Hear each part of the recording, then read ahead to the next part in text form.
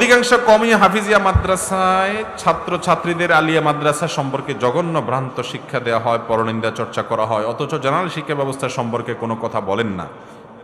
তাহলে কি আমরা কোন পথে যাব এবং তাদের সম্পর্কে আমাদের কি বিশ্বাস রাখা হবে? ভাইরা আমার, কওমি আলিয়া এই দুই প্রতিষ্ঠানই ইসলামের প্রতিষ্ঠান। একটাকে আরেকটার শত্রু মনে করা এটা অজ্ঞানতা। এটা কি? এক সময় এদেশে আলিয়া মাদ্রাসাই ছিল বেশি, বরং আলিয়া মাদ্রাসাই ছিল এক সময়। আলিয়া মাদ্রাসা থেকে অনেক বড় বড় আলেম তৈরি হয়েছেন। কালের আবর্তে হয়তোবা এক ধারার মাদ্রাসাতে কিছুটা পড়াশোনা, আমল আখলাক এটার পরিমাণ হয়তো কম দেখা যেতে পারে, কিন্তু আমরা যখন জেনারেল শিক্ষা ব্যবস্থা সাধারণ ধারার সাথে তুলনা করব, তখন দেখব যে এখানেও আলহামদুলিল্লাহ আলেম তৈরি হচ্ছে। অনেক আলিয়া মাদ্রাসা আছে যে আলিয়া মাদ্রাসা থেকে অনেক ভালো ভালো আলেম এখনো তৈরি হচ্ছে দলে দলে।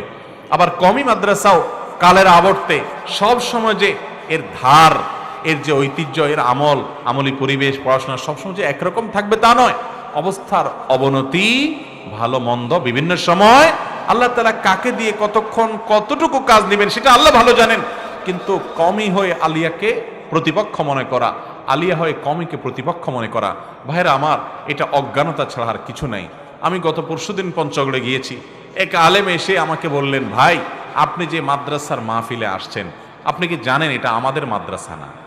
আমি বললাম কাদের? কাদিয়ানীদের? কয় না না সেটা না। তাহলে কাদের? খ্রিস্টান মিশনারিদের? কয় না সেটাও না। আমি বললাম পুরাই উত্তর অঞ্চল ধ্বংস করে ফেলেছে এই সমস্ত ষড়যন্ত্রগুলো। সেটা নিয়ে আপনার মাথা ব্যথা নাই, আপনার সাথে একটু ভিন্ন মত আছে, আপনি বলতেছেন এটা আমার না। আমি তো মনে করি এটাও আমার, এটাও আমার। মুসলমান ছোট কলিজার হবে না, তার কলিজাটা একটু বড় হবে। আপনি একটা ধারাকে উপকারী মনে করেন, আলহামদুলিল্লাহ সে ধারায় খেদমত করেন, আরেক ভাইকে তাচ্ছিল্য করবেন না। ভাইরা, আমরা বহু কামড়া কামড়ি করছি, বহু এরকম রেশারেশি করছি, বহু একে অন্যকে তুচ্ছ তাচ্ছিল্য করছি, নিজেকে শ্রেষ্ঠ মনে করছি। এর দ্বারা ইসলামের কোনো ফায়দা হয় নাই, নফস এবং প্রবৃত্তির পূজা হয়েছে শুধুমাত্র। অতএব এই সমস্যা শুধু কোনো বিশেষ কওমি মাদ্রাসায় যদি কোথাও হয়ে থাকে তো শুধু সেখানেই আছে তা না। হতে পারে কোনো আলিয়া মাদ্রাসাতে পড়ুয়া ভাই কওমি আলা ভাইদেরকে মনে করে সে আমার প্রতিপক্ষ। ভাইরে, নিজের ভাইকে প্রতিপক্ষ বানাচ্ছেন কেন? কওমি হোক আর আলিয়া হোক, এই সবগুলো আমাদের প্রতিষ্ঠান, এই সবগুলো ওলামায়ে কেরাম তৈরির কারখানা। আমরা কোনোটা নিয়ে গর্ব করার সুযোগ নাই। আল্লাহ তাআলা আপনাকে নিয়ে আজ বেশি কাজ নিচ্ছে, কালকে আল্লাহ না করুক আরেকজনকে নিয়ে আল্লাহ কাজ নিতে পারেন। আল্লাহ কখন কার কাছ থেকে কাজ নিবেন এটা আল্লাহর ফয়সালা, ঠিক না বে ঠিক? অতএব আমরা ব্যক্তিগত ভাবে এসব নিয়ে রেশারেশি করবেন। এলাকাতে আলিয়া এবং কওমি মাদ্রাসা, আলিয়া মাদ্রাসার ভাইরা কওমিতে যাবেন, তাদের প্রোগ্রামে যাবেন, কওমি মাদ্রাসার ভাইরা আলিয়া মাদ্রাসার প্রোগ্রামে আসবেন, একে অন্যকে সহযোগিতা করবেন, কারণ আমরা সবাই আল্লাহর জন্য একে অন্যকে ভালোবাসবো। তাআওয়ানু আলাল বিররি ওয়াত তাকওয়া, আল্লাহ বলেছেন ভালো এবং তাকওয়ার কাজে একে অন্যের সহযোগী হও। আর শয়তান আমাদেরকে প্রতিপক্ষ বানায় রাখছে, ঠিক না বে ঠিক? আমাদের সামনে যে চ্যালেঞ্জগুলো আছে, ওই চ্যালেঞ্জগুলো যদি আমরা জানতাম তাহলে এই রেশারেশি করতাম।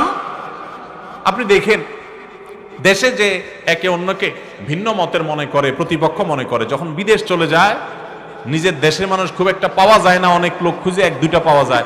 ওখানে দেখবেন একটা দেশি মানুষ, তার সাথে শত মত পার্থক্য থাকার পরেও দেখলে খুব আপন মনে হয়, আমার দেশি ভাই।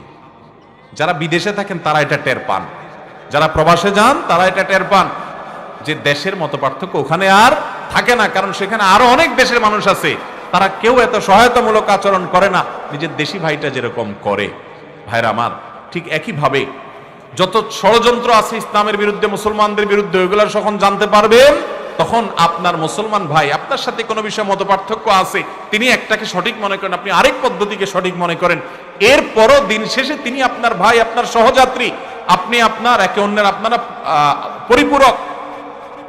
হযরত মাওলানা আবরারুল হক সাহেব রহমতুল্লাহি আলাইহি ভারতের একজন বড় আলেমী দ্বীন ছিলেন।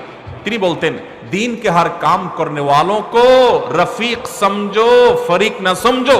যারাই দ্বীনের জন্য, ইসলামের জন্য, ইসলামের কল্যাণে কাজ করে, মেথড যাই হোক না কেন, যদি আহলুস সুন্নাহ ওয়াল জামাতের অনুসারী হয়, তাকে তুমি তোমার বন্ধু মনে করবা, শত্রু মনে করবা, গ্রুপ মনে করবা না। কিসের গ্রুপ? সে আমার ভাই, হয়তো তার পদ্ধতি ভিন্ন, আমার পদ্ধতি ভিন্ন। আল্লাহ তাআলা আমাদের কলিজাগুলোকে বড় করার তৌফিক দান করেন। মুসলমানদের ঐক্য ছাড়া পৃথিবীতে কখনো মুসলমানদের উন্নতি হবে অতএব বিভেদ এবং পার্থক্য, বিশেষ করে শত্রুতা বিদ্বেষের প্রাচীরকে ভেঙে গুড়িয়ে চুরমার করে দিতে হবে। চেষ্টা করবো তো ইনশাআল্লাহ। আল্লাহ আমাদেরকে তৌফিক দান করুন। কেউ যদি ভুলভাবে আমাকে প্রতিপক্ষ বানায়ও, আমি করব না, আমি তার বিশুদ্ধার করব না। আল্লাহ আমাদেরকে এরকম ধৈর্যশীল হওয়ার তৌফিক দান করুন।